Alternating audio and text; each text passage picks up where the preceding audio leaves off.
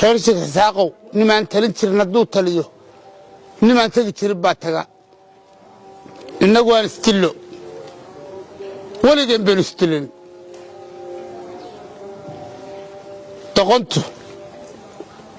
meesha laysku dilay mooday lagu kala dhintay reersiga saaqow talada intaad leedihiin ha dhaafinna baddu waynaga dhexaysaa khayraadka baddu waynaga dhexeeyaa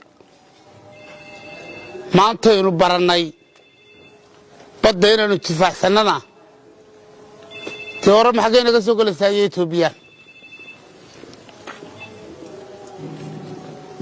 qorshahaasi saaqow suruuriya oo nacaybku yuu idinla fogaanin dad kala maarmaya ma nihin dad isu baahan baynuna isku xishoodoo waddadana fura kalluunkana aan idin soo gaadhsiinno maanta wakaa kalluunkaasi garacad buu ka yimi xaafuun buu ka yimi caluula isku suban bandarbayla adduun xaggan uu inaga xigaa aanu idiin warranno idinna war ma idihayn annana war ma hayne imikaanu ku tibix siinaye war adduunka xaggan uu inaga jiraa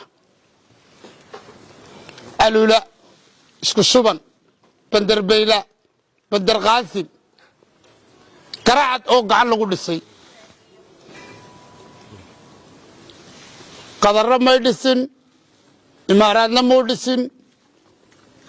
xataa xaggan waxaa laga caddeeyey inaan wax dhisan karro reero kale ha ku fooganaanina reer sheekh isxaaqow reero kale ha ku foognaanina innagaa wax qabsan karraa innaguaan cidna inoo imaan baynu wax noqon karraa nacaybkuyuu idinla fogaana